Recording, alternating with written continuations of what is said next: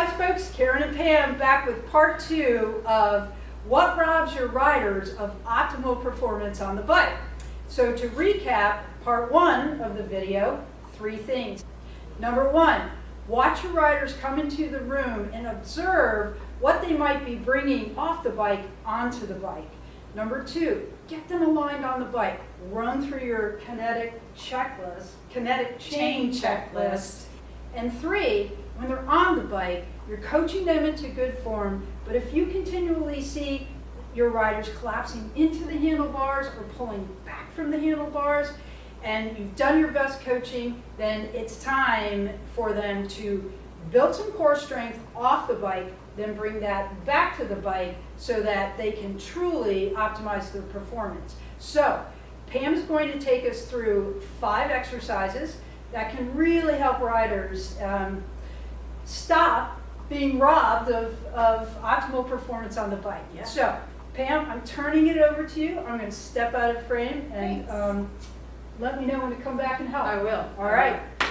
All right.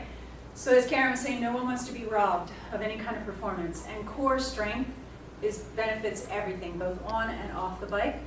Cycling specific, I think the important thing is the overarching principle here is isometric core strength. So think about primarily exercises to fill these 3 focuses. It is a hip hinge. Once you get their bum on the saddle, they have to hinge at the hips. And that is a very difficult movement to teach people. It takes forever to get people to understand this is a joint, not this, okay? So number 1, hip hinging. We're going to talk about 2 exercises I'm going to pick for that. Number 2 is a relaxed flexion in their spine. So if you look at someone optimally aligned on the bike that looks comfortable and efficient, their spine is naturally flexed slightly. So they're not kyphotic, they're not sinking and dumping. It's a natural flexion from this hip hinge because it's a forward flexed position on the bike. And then number 3 is organized shoulders. So when you see this pulling back, usually their shoulders are shrugged typically. And then when you see the collapsing into the handlebars looking for more support, they're most times rounded excessively. So they're concave in their chest. Their shoulders will become more organized when they feel more grounded and anchored and stable and strong in their hips, and then all of these supporting muscles around their spine. A lot of movements that you can pick. I'm going to pick 2 exercises for hip hinging. I'm going to pick 1 exercise to emphasize the natural sustained flexion in their spine, and then I'm going to pick 2 exercises for organizing their shoulders. You may have many, many more ideas. I'm just going to pick basically with minimal equipment. The first exercise is going to be a deadlift. Now I would not load the deadlift right off the bat. I would use a ball. To teach people to hinge at their hips, again, is really challenging. People are more often will just round and collapse their spine to pick something up. So a hip hinge, or now they've been taught to pick things up with their legs, which is great. That is a hip hinge.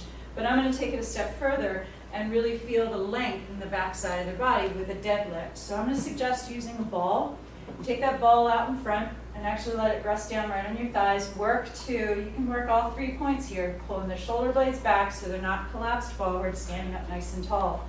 So their body weight is firmly, pressing down through their feet. And when they tip over, only going to the point that their hamstrings will allow. What you're looking for when they tip over is this natural curve in their low back, avoiding this. It's like sometimes called the bad dog syndrome, like they're tucking their tail under. You don't want to feel that. You want to feel that their spine is neutral as they tip over, and then stand right back up. It helps to inhale as you tip over and exhale as you stand up. I would encourage slow tipping over to control the descent and a powerful lifting up. This does 2 things. It's focusing on the hip hinge. It's also helping to strengthen their hamstrings, get people to load or feel, sensation in their hamstrings as they tip over. Typically, feet are about hip distance apart, okay? So I would start there, the ball right under their chest. Ball weighs anywhere from 3 to 5 pounds depending on the manufacturer. You could take this further. You could hip hinge over, reach out, lower, and then stand up. So that load with the ball overhead is actually getting to number 3 on our focus, organizing their shoulders, strengthening their postural muscles. You're still focusing primarily on the hip hinge. You're just layering this with one other aspect that we're trying to carry over and transfer to the bike. After they feel pretty successful there, you could actually start with the ball overhead and then fold over, reaching the ball straight out in front and come right back up. It's not about how far they go, it's about how sharp of a hinge at their hips that you can help them create. The hip hinge is just like a door hinge, so however you can describe that, after you practice a few times with the ball, you could load it with the kettlebell. Same idea with the kettlebell. I would have them, they're going to have to fold it a little further now, straddle the belt, look forward. Your spine follows your eyes. So when you keep your chin not, crushed, but you lift your gaze and you're looking at a low, long horizon, reach for the kettlebell, leaning back slightly to load my hamstrings so I feel this back chain. I'm working to lift my tailbone. Power up, collarbones are broad, shoulder blades are on their back, and they fold over slow. So they tap, exhale to stand up. Inhale to fold over, probably twice or 3 times slower than they stand up. Okay, so really focusing on getting their hips out behind them and then pulling their hips back under. So that's number 1 for a hip hinge, either with a ball or a kettlebell, which is obviously a little heavier. Number 2, exercise for hip hinging, which is really nice when they're down on their back because their spine is neutral. You don't have to cue it, standing up. Once they lay down, gravity is helping them to find neutral spine. So I would emphasize that again. Their low back should be light, not compressed and anchored to the floor. You're trying to find this, sort of stabilization of neutral pelvis. So if their low back is pressing to the floor, they're actually posteriorly tilting their pelvis, and that's not really what you want. You want to feel the hips are neutral. Feet probably on the front sides of the ball, and then it's a hip hinge, pressing hips up, opening up this joint, and then folding, okay? So you drive up, and you can do this in TRX straps, you can do it with feet on the step, but either way, now we have this natural, alignment with their spine, and they're really focusing on what does it mean to open up my hip joint and to close my hip joint. Cool?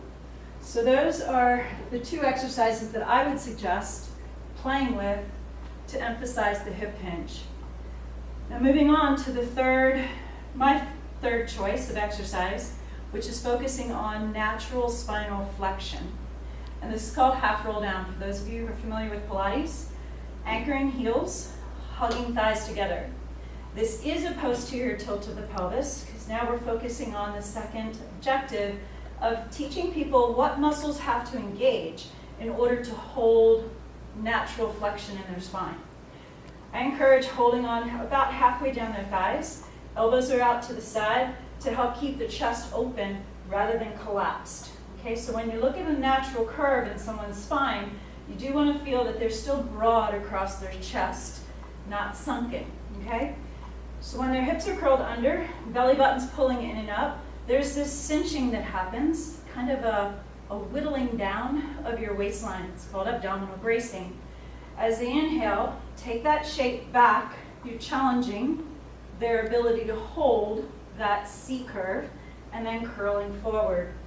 It's a good idea to maybe cue an object here in their lap.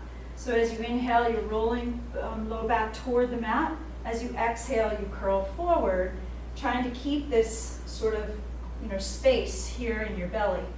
Inhale to lower, exhale to curl forward. Keep working to pull belly button in and up. When they've practiced a few times here with their hands lightly behind their thighs, you could take their arms out at shoulder height. Right? You could move there. You could add more load with fingers across the chest. You could add more load with hands behind the back, behind the head. But you're working on maintaining and sustaining because that isometric core strength is what transfers to the bike. So that's number 3. Number 4, for shoulders. I would encourage, first of all, down on their back again. This is called tick-tock. So the ball will go between their feet and legs up in the air. The important part is you build your house. Remember I mentioned organization of the shoulders.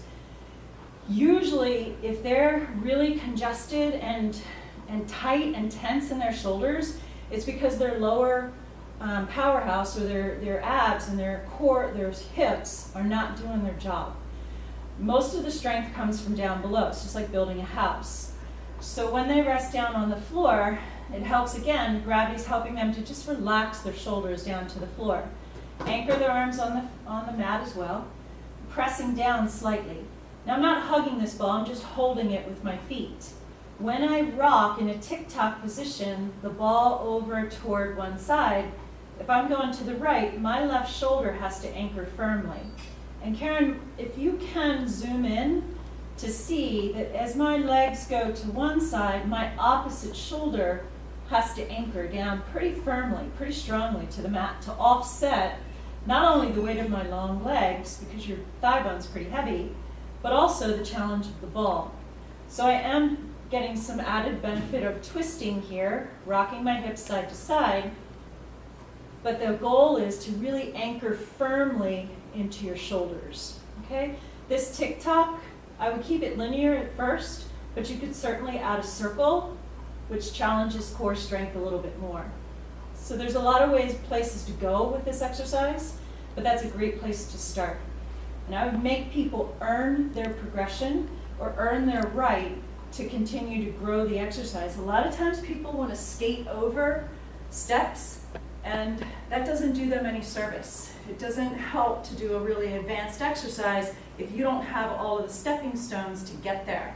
Anchor shoulder blades firmly, and then start doing more load or greater movements or greater speed with that particular exercise. And then the fifth and final exercise that I would suggest exploring for shoulder organization is bent over rows. So Karen, why don't you pop back in and show some bent over rows.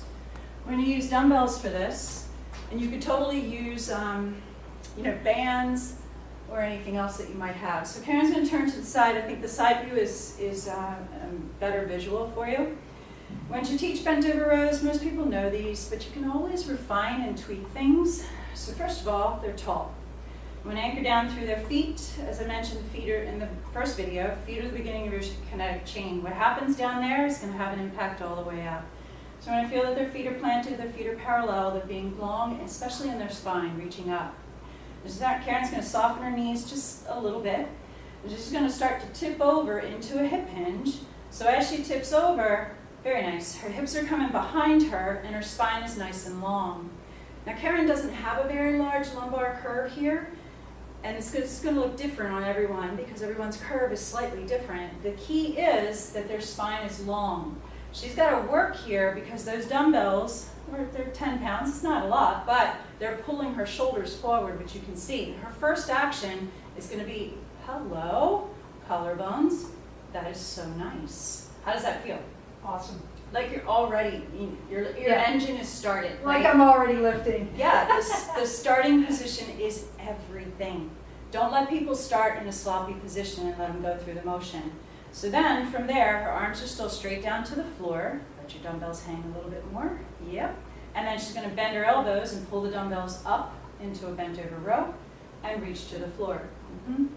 So I would encourage exhaling as you row and inhaling as you reach. The hard part is, very nice, to keep your collarbones broad, keep your shoulder blades, your scapular stabilization the entire time. Especially because this position in gravity is kind of encouraging more protraction or more rounding. You can probably feel that, right? Yep, totally. And she has to brace big time. So all of her low belly muscles are engaged. Do 2 more. Good, and keep working for a long spine from the tip of her tail to the crown of her head and broad across her chest. And then stand up tall. Nice. So those are bent over rows. Now I'm sure that there's many, many other exercises that can be incorporated, but I really feel like focusing on the hip hinge, the relaxed spinal flexion, and some kind of shoulder organization, anything off the bike with whatever tools, toys, bands, TRX, the CrossCore, amazing tool to help people transfer those elements to the bike is going to give them back their power on the bike. Perfect, perfect. Thanks, Pam. And the other thing I really like about what you went through, the 5 exercises, they can, potentially add that to the end of their class if formatting allows for that. I know it's really popular at our clubs where you do some cycling, and then you're either doing 30 minutes of cycle, 30 minutes of strength, or whatever. Or something else that folks tend to love is you tack that 15 minutes on at the end, and you can really get a lot of riders to stay. So this was awesome. Thank you so much. Thank you. All right. Stay awesome.